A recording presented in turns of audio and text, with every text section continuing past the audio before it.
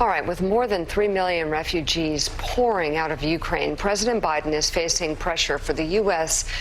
to take in more of those displaced. NBC News correspondent Jesse Kirch has the details. From Ukraine's train stations to border crossings, the refugee crisis growing more dire. The United Nations says already more than 3 million people have fled Ukraine. They are fearing for their lives, and we have to make sure we do the right thing. Facing pressure at home, President Joe Biden promising relief. We're going to welcome Ukrainian refugees with open arms. How does that compare to what your mother's going through? I say you should go because Joe Biden told that you will be able to reach me. And she just believed me. Thankfully, Natalia Shepachuk's mom made it to Poland, but now she's alone, her daughter trying to help her from the U.S.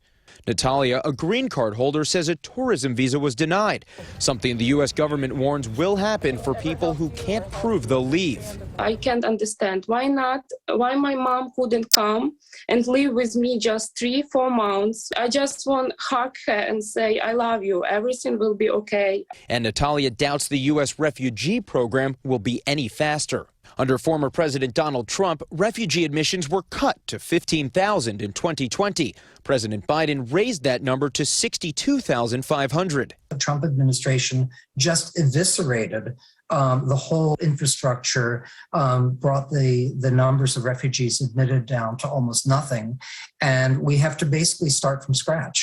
Experts say that thinned-down system can't handle another crisis after the highly criticized Afghanistan pullout last year. The United States really has its hands full with the Afghan evacuation. U.S. resettlement agencies are completely overstretched. Natalia says her lawyer thinks it could take 5 years to get her mother here as a refugee. When you hear it could take years to get your mother here legally, what goes through your mind? I start crying because I was asking myself, will my mom still be alive till this time or not?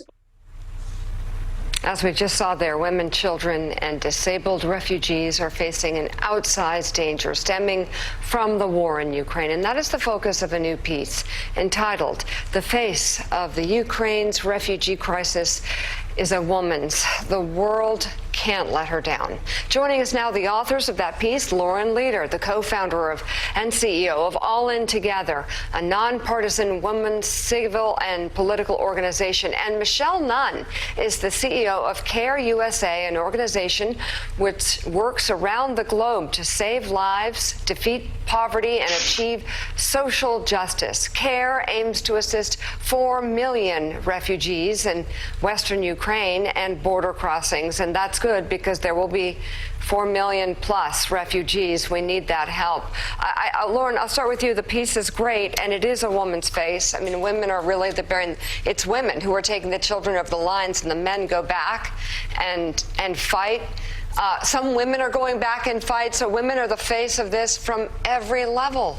Right, and that makes it incredibly unique. The UN is estimating it's something like 9 of 10 refugees from the Ukraine are women or children, and that is a unique set of challenges for the European response, for the American response. In particular, there's concerns growing around human trafficking. The well-intentioned Europeans who are showing up at train stations and offering rides to people means that also opens the door to traffickers to target unaccompanied minors and folks that are really vulnerable and looking for help. We're already seeing some of that happening. And then a number that I thought was unbelievable, something like 80,000 Ukrainian women are expected to give birth in the next few months. These are women who are in transit. That means they're at elevated risks of maternal mortality, child mortality. So the response, the humanitarian response, really has to take into account just how many women and children are displaced. And Michelle, tell us what CARE can do and is doing, and also I just think about the daunting task of trying to organize these people and address all their needs and keep them safe. Yeah, it is an unprecedented moment in terms of the scale and pace of this crisis, and there is so much that needs to be done. And we really do have to keep in mind the unique nature of the demographics that Lauren so well articulated.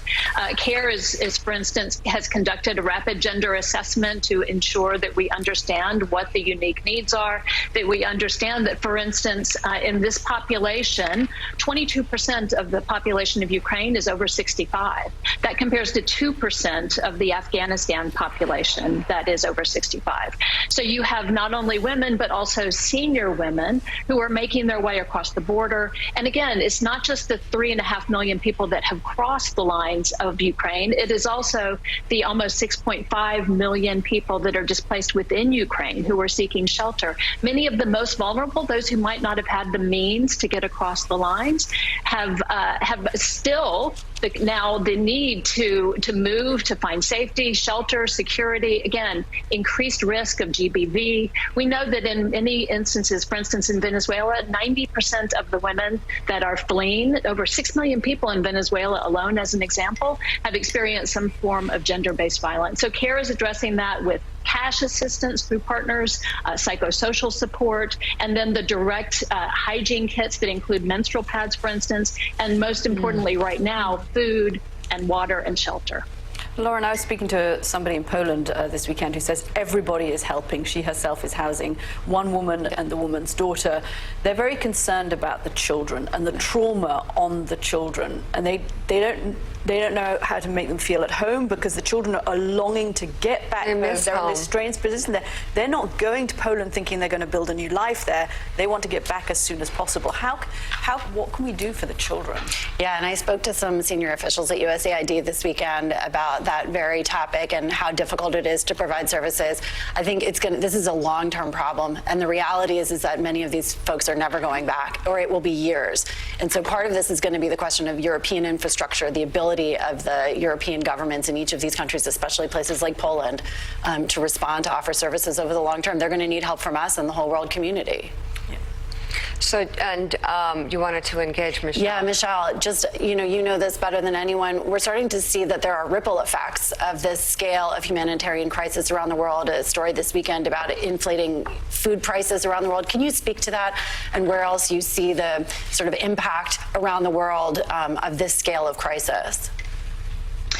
Yeah, it is incredible to conceive of the ripple impact of this. If you think about this, has added 10 million to 84 million people who are already displaced. And then you think about a hunger crisis that already impacts over 800 million people around the world and that has been growing. And you think that a third of the wheat, barley, and corn that is produced in the world is coming from Ukraine and Russia. So we really have to think about this as a global humanitarian crisis, and that we need to not only respond in the region and support those regions who are, as Katie said, taking on so much responsibility, but we also need to think about how we are ensuring that those in Afghanistan, Syria, and Yemen are also getting the support that they need. What a massive undertaking. Lauren Leader and Michelle Nunn, thank you both. You can find their articles at knowyourvalue.com. We really appreciate you all.